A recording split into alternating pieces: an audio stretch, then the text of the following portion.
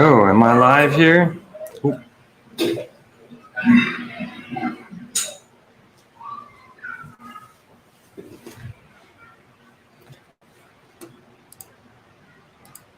Check on YouTube here.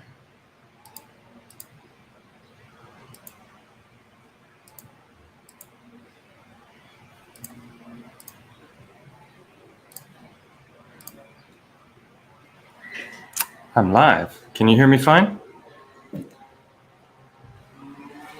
Do I have thumbs up here?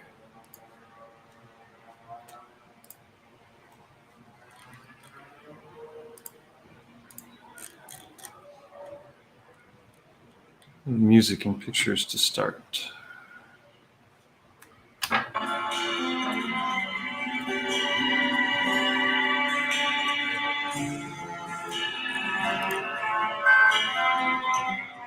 Music and pictures to start.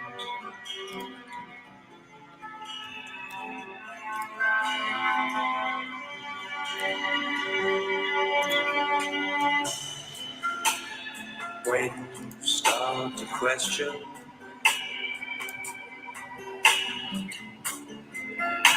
the whole thing, it unwinds.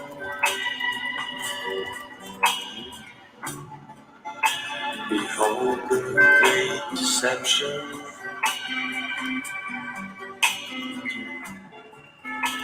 Traversing throughout time.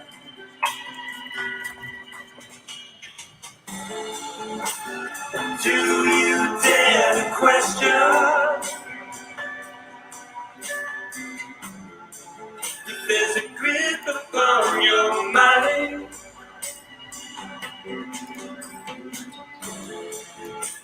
Cause at the mere suggestion,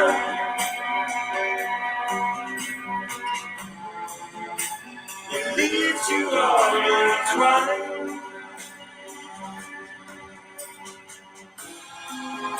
I've been searching around for curvature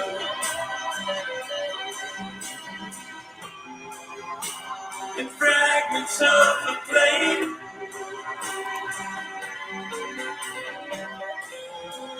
No matter where I let my head turn, everything it looks the same. Will you start to question the shackles of your mind? If you let it all go, you know there's truth inside.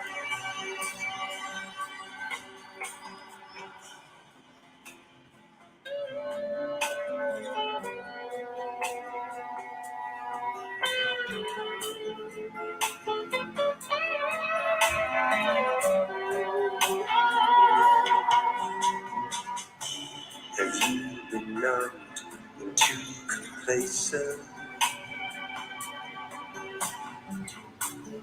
bred in circus to the end? It's time to claim your mental freedom. You know it's up to you, my friend.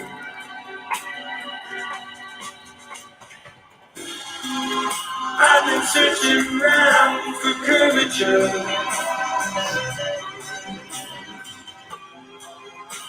in fragments of the plane.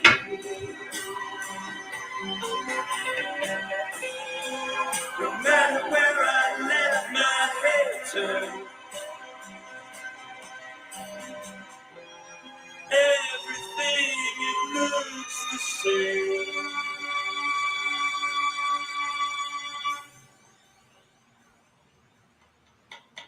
Will you start to question the shackles of your mind?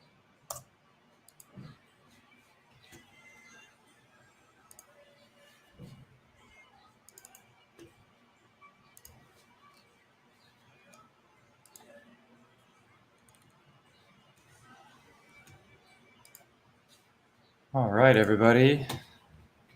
So I hope you can all hear me well. I'm obviously still very new to this whole live streaming thing, especially when you don't do it very often. It's like relearning it all over again. So today is going to be a shorter video, but I'm just going to go through some of these stones that I long ago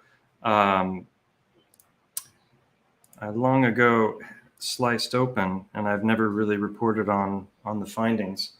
So just to show you what we're going to go through here today. These are the unlucky specimens. It wasn't something I really wanted to do, because knowing what I know now about these stones, were you able to see that? Wait a minute. Maybe I wasn't sharing the right camera. That's just me. Sorry. I'll get this worked out. All right. There we go. And then I need to change camera, which I've done. So.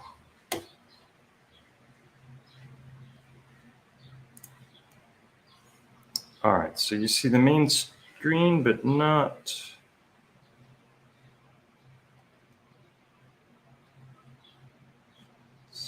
So when that's okay. That's the camera that's on me. Sorry. We'll just make that one big then. There we go.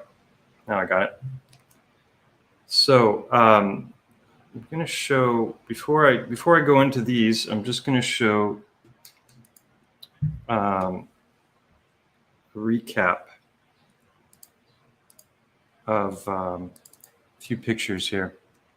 So I went out with this crazy guy, and we took this grinder, and I went out into river bottom, and in the space of about 15 minutes, I collected a dozen stones and brought them back to my friend Alex so that we could slice through them. And I had previously gone into the field in a video that's on my channel called Broken Hearts Tell Tales, and found a number of these stones, and pulled them up and broke through them live. And you can see here that some of them just look incredibly fleshy on the inside, but because it's broken, you don't really get a sense of the internal structure of the hearts. So I was hoping that by slicing them open, we'd be able to see a bit more detail. And so it doesn't take so long to get through them. The problem, you can see how thick the line is there from the saw blade. So a lot of material is lost. So if you're doing this on smaller stones, a huge portion of it is going to be lost. So there's what I'd like to do. There is a technique that you can either do it with laser or with water pressure. You can cut through stone like you're cutting through with a laser using water, and so then it would be very smooth. And after the fact, I took the grinder and I used a bunch of different polishing, like sandpaper, different grains of sandpaper, in order to polish them up. So I'll show you both what they look like when they're sliced, and then how they looked polished. And so let's see here. We go back to this one here. So we'll start with one of the biggest ones. So if you're not already familiar with the Heartstone research, there's probably a dozen videos on my channel showing all the different specimens that I've found, and showing the reoccurring pattern. Now these aren't some of the best. Some of the best that I have in the collection, I haven't wanted to cut open, at least not yet, because I don't want to lose the material. And I would like to, ideally, if I could do a bunch of cuts, so I had slices of them, so you could go through, because the anatomy of the heart from the top down to the bottom point changes as you're going through it. So if you had a bunch of slices, you might be able to see some detail. So this is a non-polished side, and hopefully the camera will be able to make out some detail here. This is saw blade, and I might, can you see there's little details in here. It's very faint. And also there's a curvature of the saw blade. So this is why I wanted to polish them. Actually, let me just grab some water real quick and I can wet them.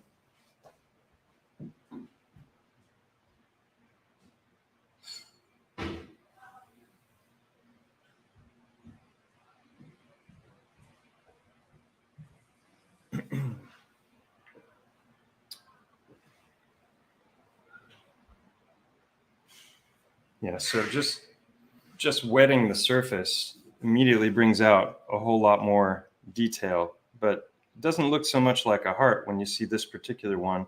And even once it was polished, there's some blade marks here. But you don't really see a whole lot of detail in this one. But what's interesting is that here you see that it's reddish around the edges, and it's far darker than, well, now this side is wet, but this was basically bone white, and this is like a brown with bits of red in it. So there you can see it a little better without the glare. So that's interesting because the outer layer of the stone is white. Now that could be, oxidization, erosion, but what I've presented in the videos is that the pericardium is the fatty layer that surrounds the heart, and that layer is the thickest of the fatty layers of all of the organs, and I can show that here. Slicing hearts. Where'd it go?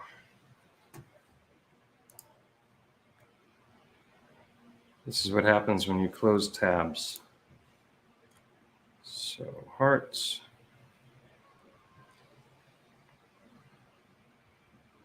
There we go.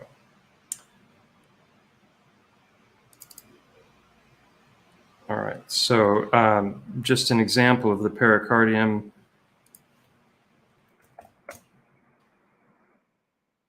I looked it up on the web faster.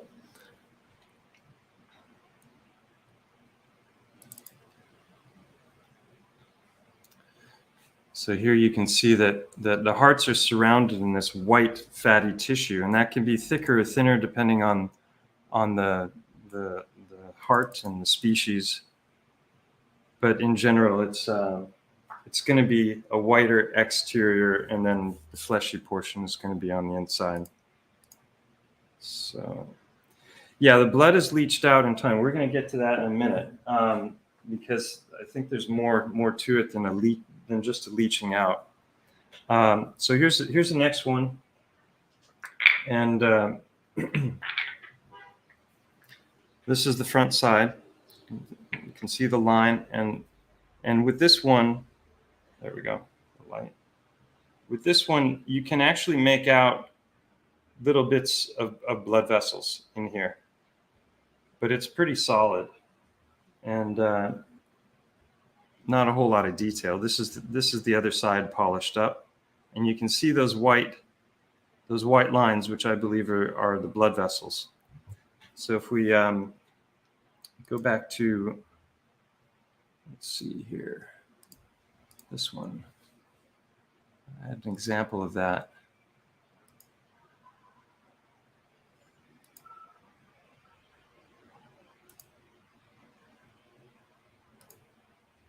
So this is what the blood vessels of the heart look like without the rest of the heart.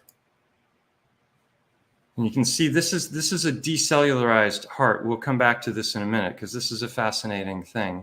And yeah, I just wanted to show you the distribution of the blood vessels. So while this one is I'm not sharing the screen again. Sorry. It is a, there we go. That's what I wanted to show you, the blood vessel distribution through the heart. So this is this classic harp shape. It's not such a distinguished one, but I definitely recognized it as one of the rocks that's exhibiting the pattern. And again, you can see that there's a reddish, fleshy quality to it, and those white. Why would they be white instead of red, the blood vessels? Because the blood vessels themselves are made of fat. And according to my theories, all of the different things that are fat, ligament, tendon, nervous system, those are gonna petrify to different kinds of crystal. So here's another one. Again, you can see the faceted front and the back side. And then this one also has been, you can see the saw blade line here, and there's real faint blood vessels in this one as well. This one didn't polish up so nicely because you can still, when the glare hits it, you can see a lot of the saw blades. But it doesn't really seem so heart-like. It's just kind of a mishmash of a lot of different stuff, you know, honestly. But I haven't actually taken a microscope to these yet. That'll be interesting to look at. Hi, Karen. So this one is a little bit more interesting. So this one here, it's kind of a little ugly, but this whole top section you can see is fractured and broken away, and as has this side as well. So you can make out that inward curving that I talk about in so many videos. There's the back side of it, and this one had a lot more going on inside. You can see even you know, the saw blade is there and some of the markings, and then these red lines you can see here. When it's polished, this one's showing a whole lot more of the features. So again, think of you know, this these different blood vessels. If you do a cross section like I've done, you might catch one or two lengthwise, but others are going to be going in different directions. So this one is pretty fantastic, I think, as far as showing the you know, what there is to see. Here's another. Now again, these are, like I said, these are not my best specimens. I literally found these in about 10 minutes to 15 minutes in the river bottom, and then took them over to Alex, and we cut through them. So the saw blade again here, and you can see those white lines going through it again. And this is the polished side, and again exhibiting all kinds of different, it's all reversed so my hands are going the wrong way, but you know, these different would appear to be blood vessels. So we did them in different sizes, but the fact that so many of these are bone white has been puzzling to me, and I'm going to kind of solve that mystery in a moment. You can see because I would expect there to be some white on the outside, but why would it be bone white through the whole thing? You'd think there'd be, you know, if it was an organ, especially a heart, you'd think there'd be some red inside. There's red on the outside. That's my finger. That's where I slice myself using the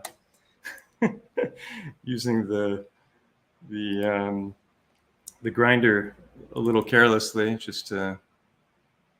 So that took about 3 weeks to heal. So be careful if you're going to do this at home. I found out the hard way that it hurts when I was polishing it, and then with the grinder it's spinning, so if you get past the center point, the direction changes. So it changed quickly, and my finger went right up against the thing. So anyway, this not so remarkable as far as showing detail. Getting to the last of these here. This one was a bit fleshier. You can see this, the harp shape, how easy it is to find, how often it repeats itself, this tapering inward on the sides. There's usually a faceting to the front, flattened top. Oftentimes the bottoms will show like a spiral because the heart contracts in a spiral. So you get that spiral twist at the bottom, which looks a lot like a old style propeller. So not so much detail there, but look at how much this came alive. It's actually looks, this one looks, that's not focusing. Come on. Come on.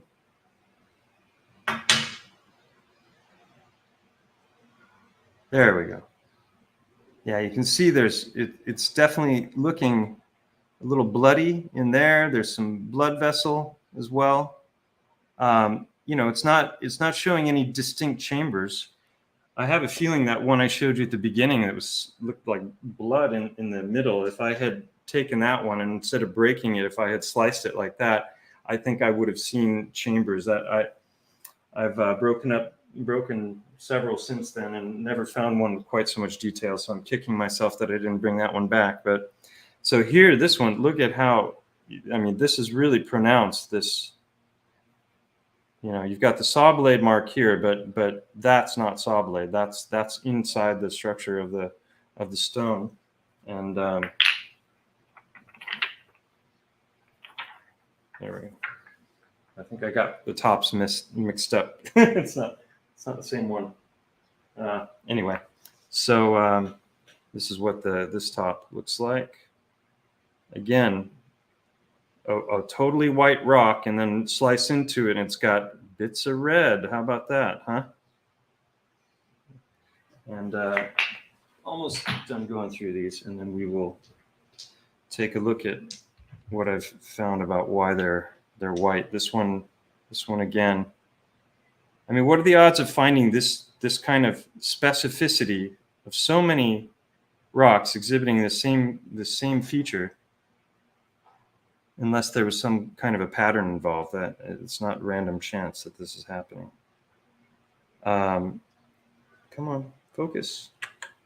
It's like me, I have a hard time focusing. There we go. Yeah, so that there's a bit of black there. I think that's burning from the blade, but I'm not certain about that. It might be inside the stone. So save the best for last. So this one here, when I was in the river bottom, I saw this one and I thought, wow, this is a beauty, right? So of all the rocks that I thought, wow, if any of them are going to really show something, I would expect this one to show me more, because you can see the front and the faceting, the tapering in on the sides. There's a curved underside, which I've talked about a bunch. And here are the remains of the aorta and the vena cava at the top where they should be.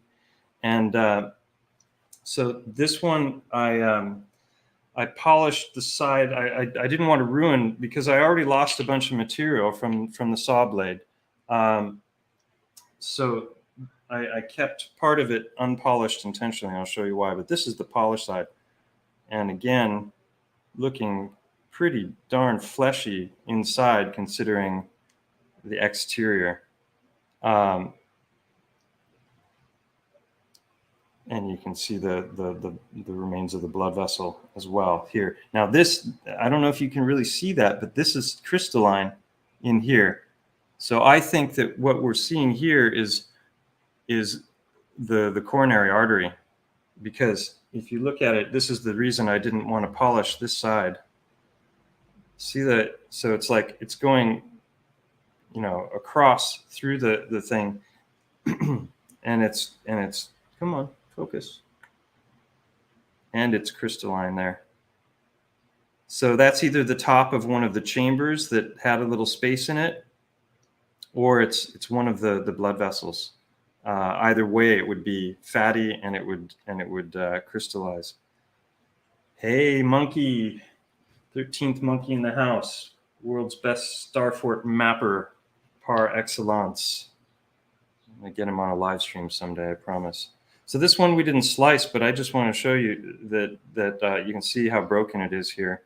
And, you know, sometimes when you open them up, it's really looking bloody inside. Hey, come on. There we go. Focus. There it goes. So those are the remains of the chambers and the blood. So those are the ones I wanted to go through just to show you. This is another beauty. You can see sometimes they're pink. They'll be even reddish. Some of them will be white, and when there's little spots that have worn away, it'll be red where the white is worn away, because that's the pericardium eroding and exposing the flesh inside. And then the backside, and I didn't talk about suture lines, but those are very common as well. The helical hearts video that I did talks about that and why the heart has those and how that works. So let's go to here.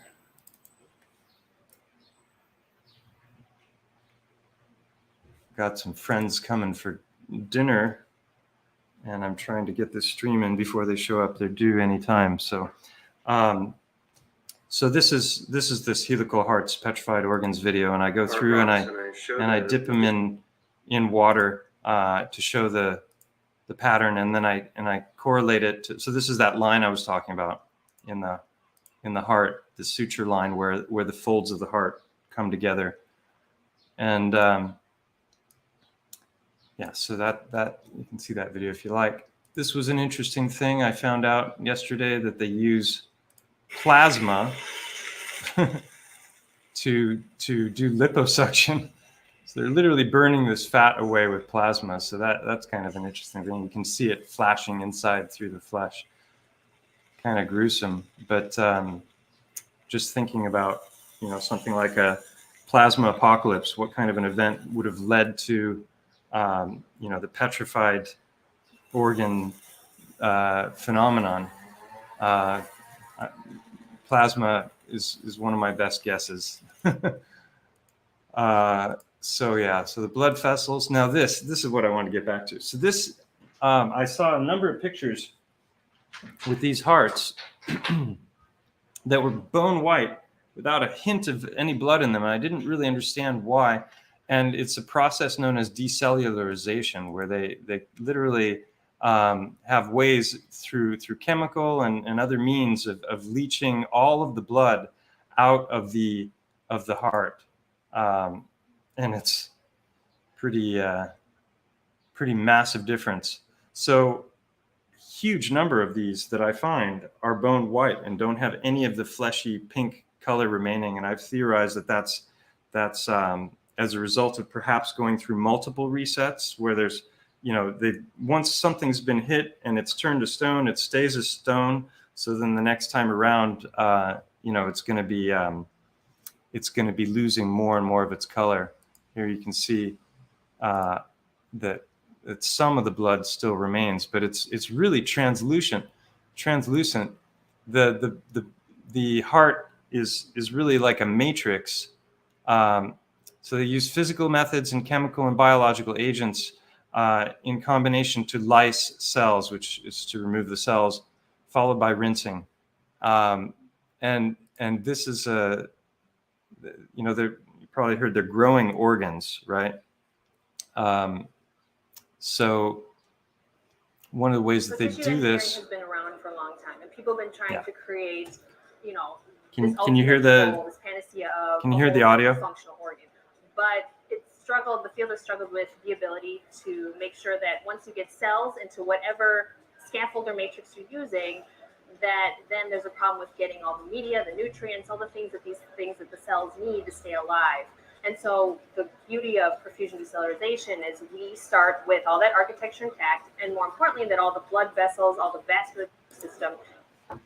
So she talked about all the architecture intact, and that is literally the matrix of the heart. So they've got a way of removing all the blood from the heart, but the mass of the heart is still there.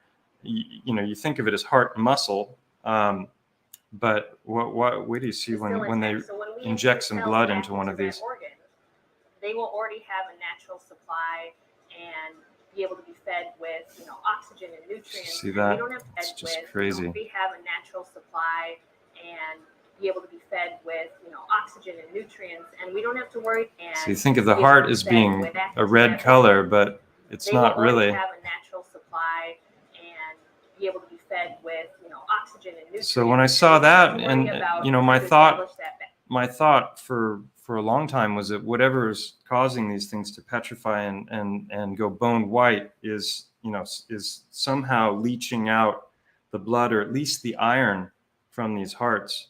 And now you can see what it looks like without any blood in it. And it looks, so then you take that and it's compressed and turned hard.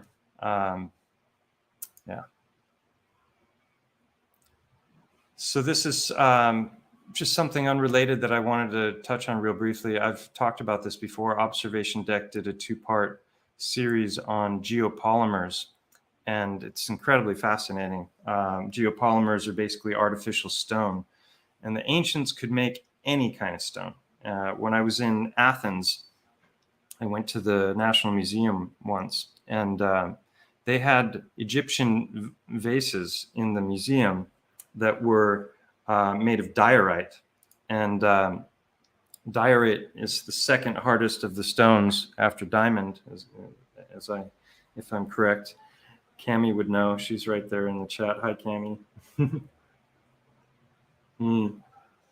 So they were incredibly like these vases here, but even finer and very thin and tapered, and then necks that came in. So it was impossible that even if they were using a diamond blade and they had a lathe and they could grind out, they could never have done this out of diorite, because you would break the lip, and it would not be possible, especially when you have a narrow neck. How are you going to get the tool in to hollow out the inside?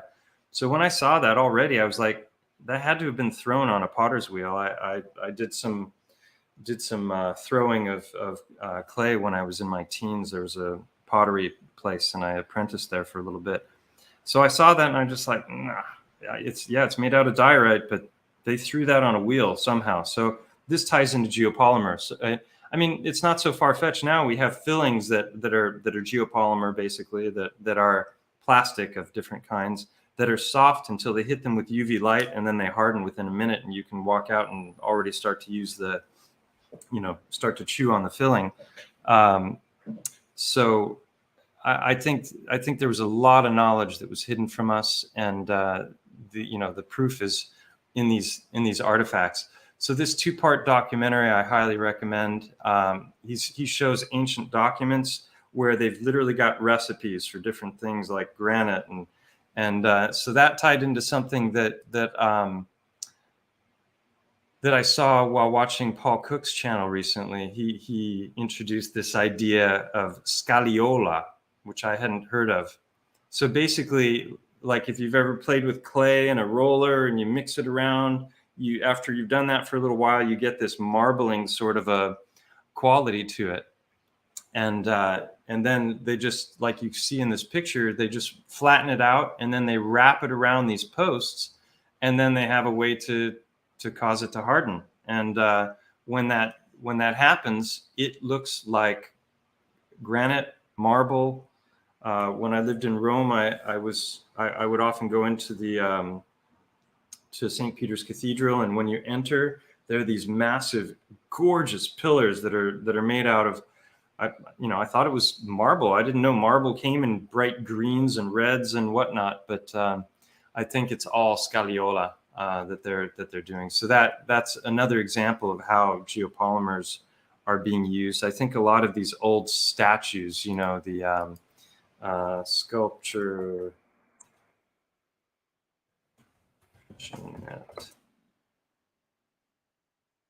I saw this one also in Rome with my own eyes. If I can, no, that's not what I was looking for. Let's see, how would I find that quick? Sculpture.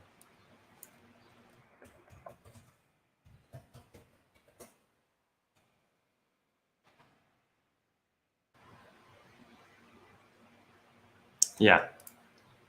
So I've seen this with my own eyes, and not only have this is all supposedly carved out of one block of solid stone, and so not only have they created the net, but if you look closely at the net, you can see that it's got wines going all the way around for each one of those different chords. So to me, either they had some kind of a magical petrification technology, or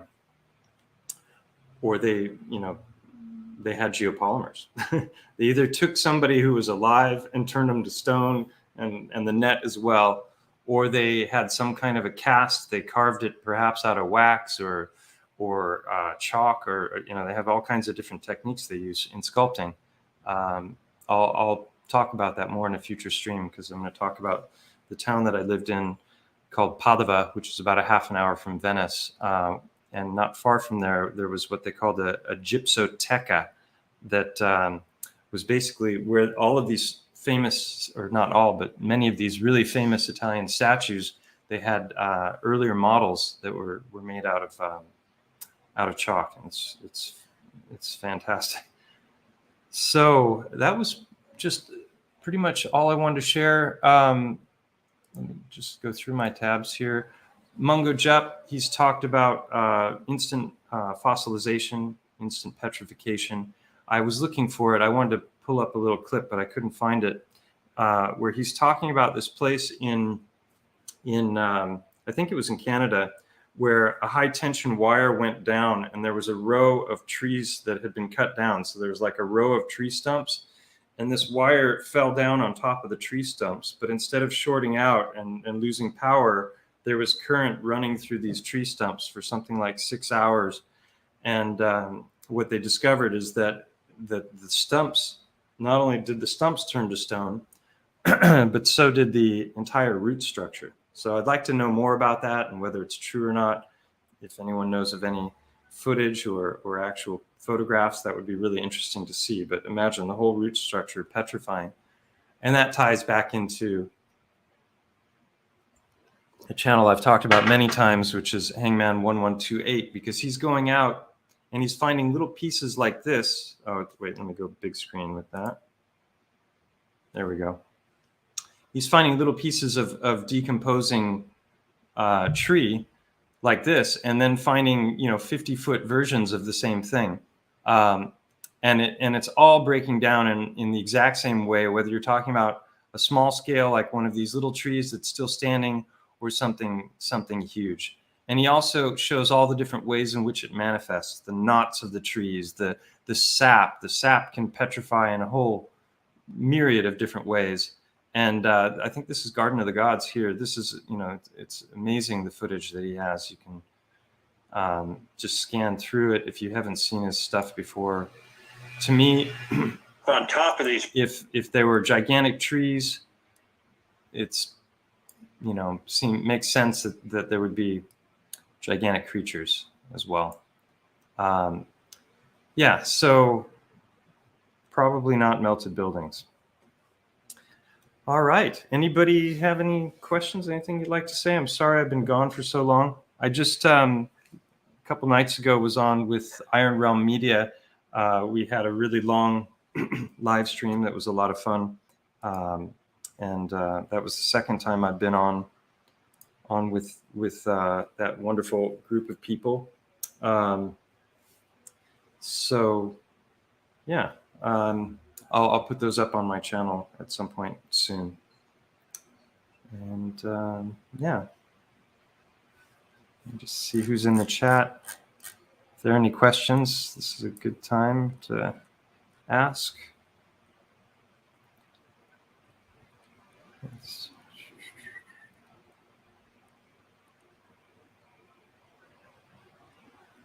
Hey, Queenie. Mutant monkey.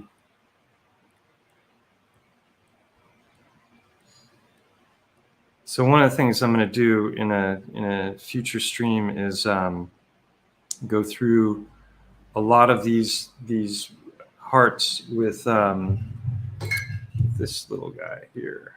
I've done it a little bit, and it's amazing because you look at it and it looks just like white stone, and you get in a little closer and you can see it looks a lot like fascia and muscle fiber. So we'll look at those together live sometime.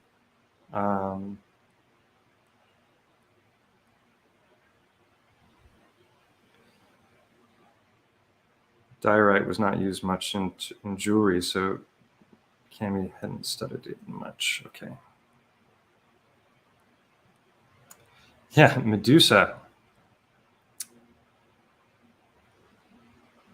Maybe Medusa is just a metaphor for the plasma apocalypse, or the Phoenix event, as Archaics likes to call it. Yeah.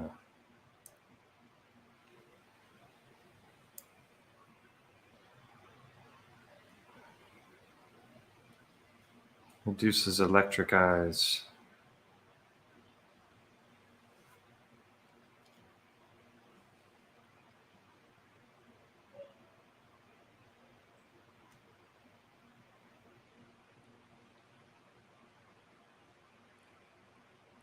Catching up here. There was a lot of messages. Oh. Sections of stone arteries and clay. Oh, that reminds me. I was going to share. I have.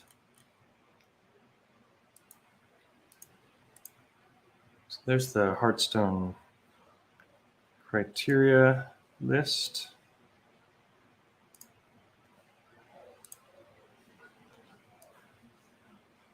Someone wrote a poem that I wanted to read, called "A Special Stone," by Nancy Farrell. She says, "I know you're right. I have a much smaller rock collection and some hearts. I wrote a poem for you, and I'm now giving it with a heartstone.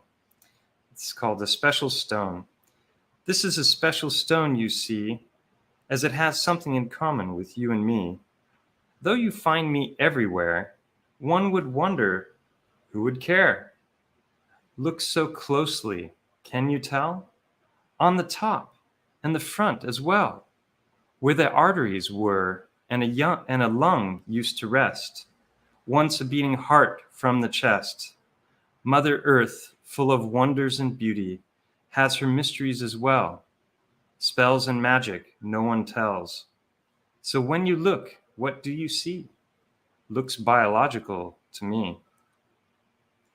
And I think I told this, I read this comment. I read it when I was on with Iron Realm Media, but when it came to the whole theory behind why I was finding the heart stones without any bodies, because that was a real puzzle for me. I couldn't figure it out. Like, why would the heart petrify, but not be with the body in some way? And maybe you would find some separate, but you wouldn't find them over and over again separate. Sooner or later, you'd find a bit of the body attached, you would think. So I wasn't going to just throw out the empirical evidence that I was finding, just because I couldn't explain why it was happening. But I figured eventually that the body was being destroyed, and that the organs were somehow cooking while the outer portion of the body was being destroyed. So I call that boiled egg theory. If you think of a crock pot, pressurized, heat, water, things get very hard very quickly. Like an egg only takes 6 minutes to go from liquid to solid. And if you had 10 times more heat and more time, what would happen to an egg then? Well, the chest and abdominal cavities are surrounded by a thick layer of fat called the pleura. And then there's fluid, and all the organs are attached and floating around in that fluid.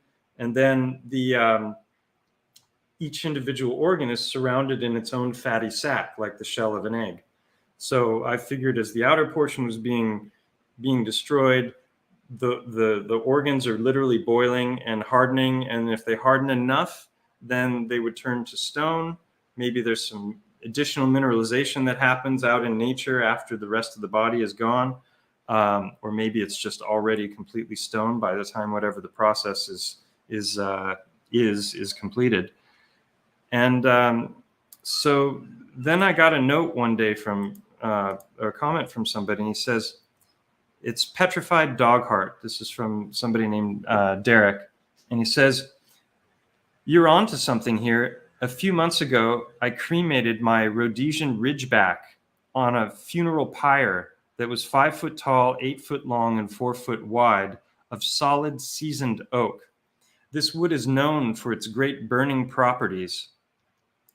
When all was said and done, the only thing left that did not turn completely to ash was her heart.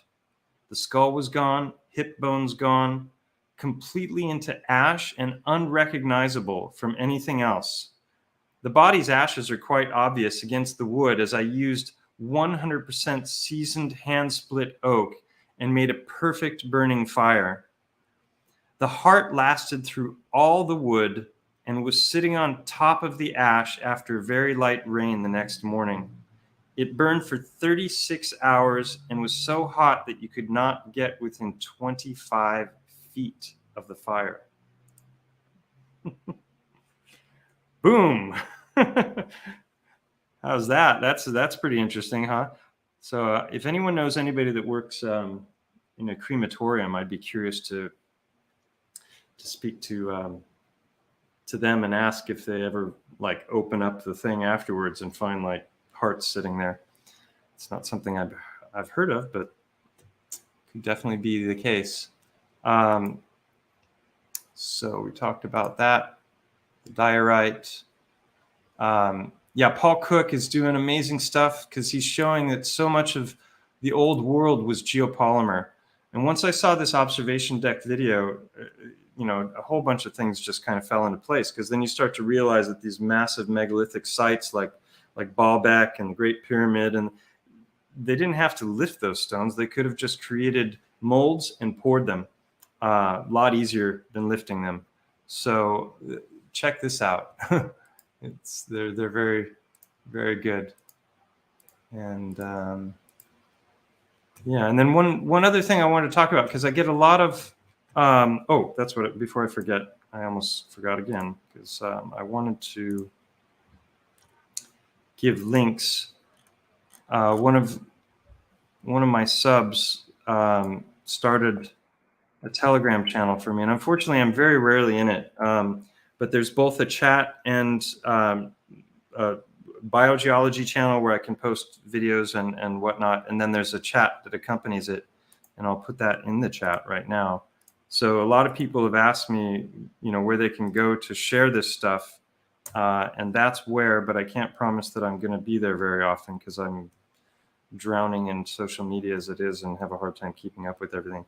So there's two links there. One's to the chat and one is to the Telegram channel. Wanted to thank. I got a very generous donation from a sub, and it caught me off guard. It was wonderful. It helped me recoup some of my costs for the CAT scan that I did. I was going to show that today, but I don't have time. And I also need to pay for an update to the software for the viewer. It's special medical software. And as far as donations go, they're definitely appreciated. I'll just pour it back into the research, and there's something someone shared with me. They have these new 360 cameras that you put on the end of a stick, and it's like it's like one of those Google cars for Street View, and you can do it handheld. And I checked out the footage, and they're pretty awesome. So if people are interested in donating towards something like that, I think it's like 300 or 400 euros. But I'll go hike up into the eye and film with that, so that people can get in there and rotate and see things at their leisure instead of just the video footage that I filmed. And also at some point it would be awesome to get a drone. Paul Cook's been getting amazing footage with his drone, and John Levy as well. And there's a lot to film with drones around here. So just something to think about if you've got some extra cash and you'd like to put it towards something like that. Yeah, so let's see anything else here. Facebook does suck. I'm only there for the normies.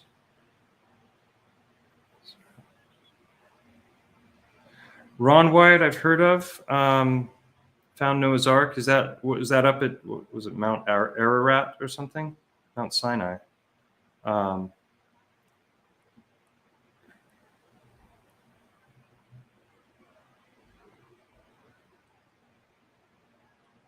How can I not be rich? One simple reason: I've never prioritized making money, and I've spent 10 years in university going into debt, which I still have. I have kids; they're not cheap. Two big kids, and instead of like just focusing on my chiropractic practice and building it and promoting and advertising like all other chiropractors do, I just kind of wait for people to come to me, and my practice is all referral and internal referral. So other than a website, I don't really even do advertising. So I just have so many interests. My brain is very fickle. I don't lose interest in things. It's more that I get interested in other things, and then other things go on the back burner, and that's why I disappear for months on end.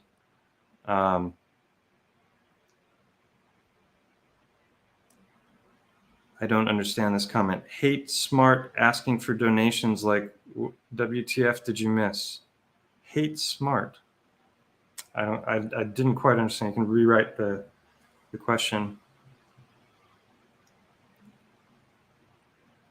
Something that's grown into shape versus poured and molded, amorphous. Take a look at this picture, Cami, on that note, because someone else who's actually a materials expert, not into biology, he said something similar. Oh, there's a fascinating picture. Let me go full screen with that. So that's another real bloody one that I should have brought back, and didn't. You know, normally this looks the same, but it's actually a different stone. And in this one, you can see what I believe are the remains of the papillary muscles, which are the muscles that open the heart, the valves to the heart. Going back to boiled egg theory, doesn't take very long. What if you added a whole lot more heat? You can sort of get a taste of it here, Cami, but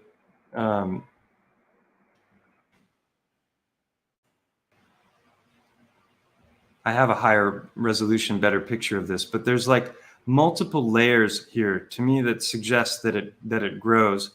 This is the inside of the chambers, which are, if you can see, it's really bumpy. You would think that if there was some kind of a water erosion that led to these channels, that it would be smooth, but instead the whole inside is bumpy, which is consistent with the inner chambers of the heart because they're surrounded in what's known as trabecular carne. I've talked a ton about trabecular bone, which is this Swiss cheese-like bone. Well, the same thing happens in muscle, and I thought I had a picture of it here, but I don't. Oh, here it is, trabecular carne. So this would be lumpy when petrified, and this is just a diagram of you can have these little holes and all these folds, and these are the papillary muscles and the valves. So this when you see that other picture I showed with the too many pictures.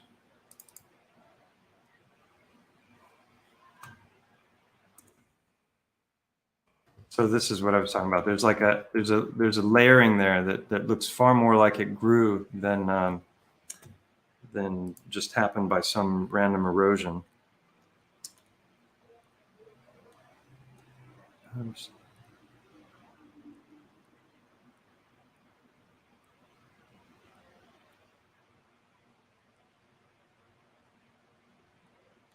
Telegram link does not work. Aha. Okay, I'll I'll do it in a post, a community post. Devil's dollar. Trade the stock market.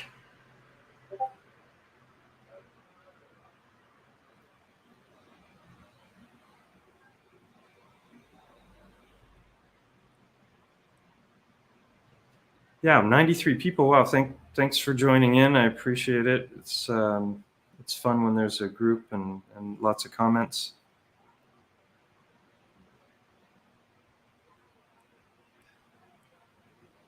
Heartstone with a valve.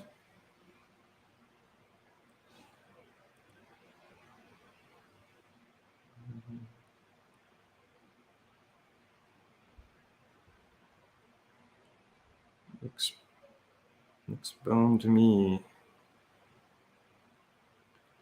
Yeah, Ron Wyatt. I'll check him out.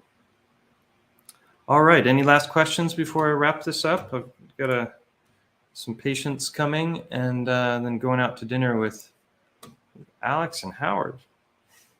It's gonna be fun.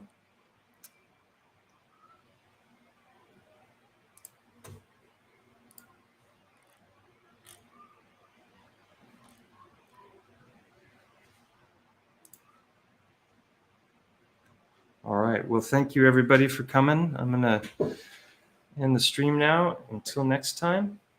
Where's the camera? Oh, it's over there. Bye.